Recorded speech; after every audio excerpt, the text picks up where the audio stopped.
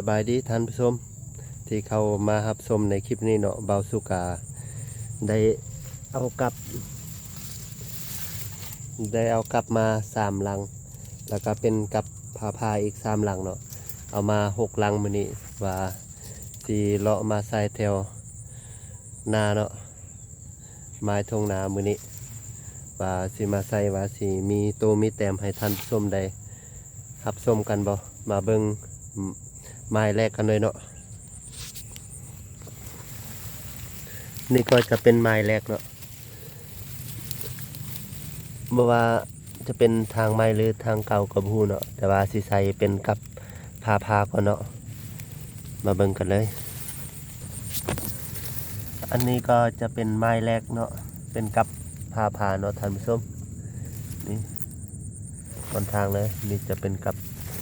พาเนาะไปลุยไม้ต่อไปเนาะ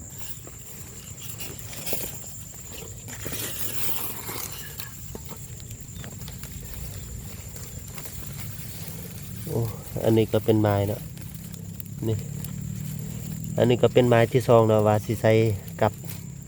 เนื้อปูเนาะท่านผู้ชมอันนี้ก็เป็นลังที่2เนาะเป็นกับเนื้อปูเนาะนี่ทางก็จะประมาณนี้เนาะท่านผู้ชมเนาะมาลุ้นนำกันมืออื่นเนาะว่าสิมีผลงานให้ท่านผู้ชมได้รับชมกันบ่เนาะไปต่อเนาะทางนี้ก็เป็นเนื้อปูเนาะแล้วก็สิใช้ทางนี้เป็นเนื้อหอยเนาะท่านผู้ชมเนาะนี่ทางก็จะประมาณนี้เนาะตามริมน้ำเลยนี่บัวสิมีโตมีแต้มบ่แต่ก็สิใช้ให้เบิ่งเนาะอันนี้ก็จะเป็นเนื้อหอยเนาะนี่ดักข้างๆทางเลยนี่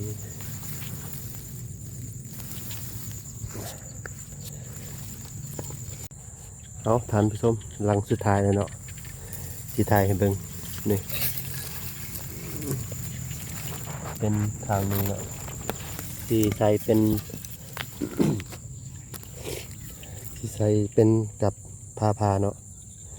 ลังสุดท้าย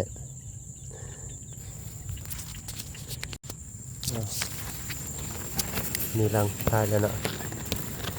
นี่ลังสุดท้ายมาลุ้นเบิ่งมืออื่นกันเนาะเอามาลุ้นกันมืออื่นเลยท่านผู้ชมว่าสิมีโตมีแต้มให้ท่านผู้ชมได้ครับชมกันบ่ไปขอลาเมื่อก่อนเนาะมารับชมกันมืออื่นเลยสวัสดีครับผมมื้อนี้ก็พ่อกับบ่าวสุขอาหากินอยู่ที่เฮาเนาะมื้อนี้ก็บ่าวสุขก็สิพามายามกับดักนูเนาะ6 ลังมื้อนี้เนาะมาเบิ่งน้ำกันว่าสิได้จากโตเนาะสิมีผลงานให้นาได้รับชมกันบ่เนาะไปลุยกันเลยเนาะไปเบิ่งหลังทางนาเลยเนาะนี่หลังแรกไว้จังไหนฝนตกเมื่อคืนเนาะน้ำท่วมทางโอ้บ่มีโตมีแต่มีหยังเนาะนี่ไปแล้วหลังนึงเบิ่งหลังทางหน้าเม็ดจิลีเหยื่อปู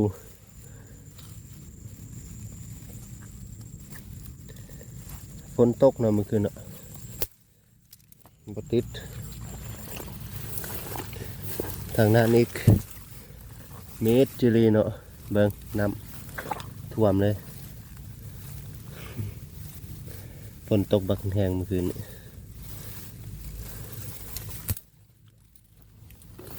บ่ได้จักโตหลังทางหน้านี่เรียบร้อยท่านผู้ชมเป็นนูทองขาวเนาะมาเป็นนูทองขาวเนาะนี่ได้แล้วเป็นเอายัง2 ลังสุดท้ายเนาะยัง2 ลังอยู่ทางหน้านี่เห็นโฟมบ่อยู่ทางหน้ายัง2 ลังเนาะ สิมีโตบ่ฝนตกเมื่อคืนบักแหงอยู่นี่หลังหนึงมิดคลิปน้ำท่วมแอแล่นี่เนาะน้ำท่วม ใส่มั่วๆน้ำท่วมอยู่ทางหน้ายังอีกลังดีเอาลังสุดท้าย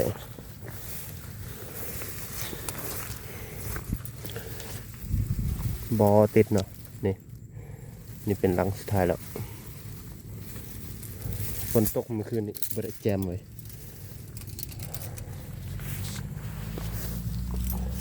เอาขอบใจท่านผู้ชมที่เข้ามารับชมมาหมดจุดนี้เนาะก็มีผลงานอยู่เนาะนูทองขาวแต่ตัวหนึงขอบใจหลายๆที่เข้ามารับชมเนาะ